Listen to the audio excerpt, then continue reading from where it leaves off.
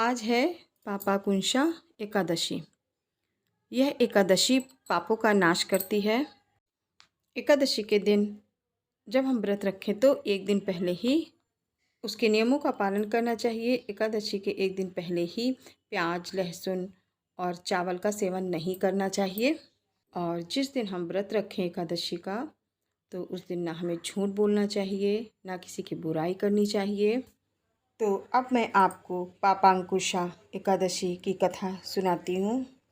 युधिष्ठिर बोले कि हे भगवान, अश्विन मास की शुक्ल पक्ष की एकादशी का क्या नाम है तथा इस व्रत के करने से कौन कौन से फल मिलते हैं, कृपया करके बतलाइए। इस पर श्री कृष्ण भगवान बोले कि हे राजन, अश्विन मास की शुक्ल पक्ष की एकादशी का नाम पापांकुशा एकादशी है। इस व्रत करने से मनुष्य के सभी पाप नष्ट हो जाते हैं।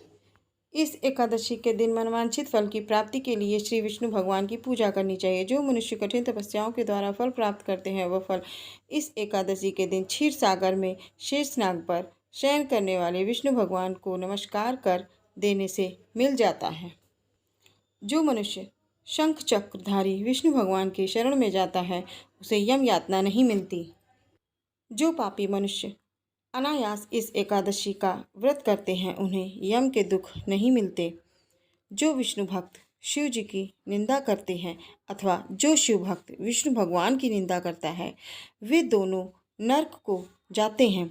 1000 अश्वमेघ यज्ञ और 100 राजसूय यज्ञ का फल इस एकादशी के व्रत के फल के 16वें हिस्से के बराबर भी नहीं होता है।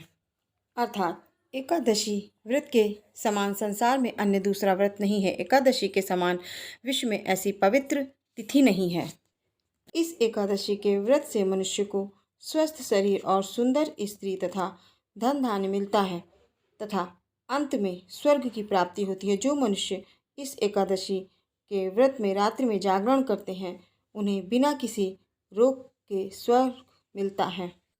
जो मनुष्य इस एकादशी का व्रत करते हैं, उनके मातृ पक्ष के 10 पुरुष, पितृ पक्ष के 10 पुरुष और स्त्री पक्ष के 10 पुरुष विष्णु का वेश धारण करके तथा सुंदर आभूषणों से युक्त होकर गरुड़ पर सवार होकर विष्णु लोक को जाते हैं। जो मनुष्य एकादशी के दिन भूमि, गौ, अन्न, जल, उपहन, वस्त्र, छत्र आदि का दान करते हैं, उन्हें यमराज के दर्शन नहीं मिलते हैं। दरिद्री मनुष्यों को भी यथाशक्ति कुछ दान देकर कुछ पुण्य अवश्य ही पैदा करने चाहिए। जो मनुष्य तालाब, बगीचा, धर्मशाला, प्याऊ, अन्न क्षेत्र आदि बनवाते हैं, उन्हें यम के दुख नहीं मिलते। वह मनुष्य इस लोक में स्वस्थ, दीर्घायु वाले तथा धन धान्य से पूर्ण होकर सुख भोगते हैं तथा अंत में स्वर्ग लोक को जाते हैं। हे राजन, इस सब का सारांश यह है कि जो मनुष्य धर्म करते हैं, उन्हें सुख मिलता है और जो अधर्मी हैं, उन्हें दुर्गति भोगनी पड़ती है।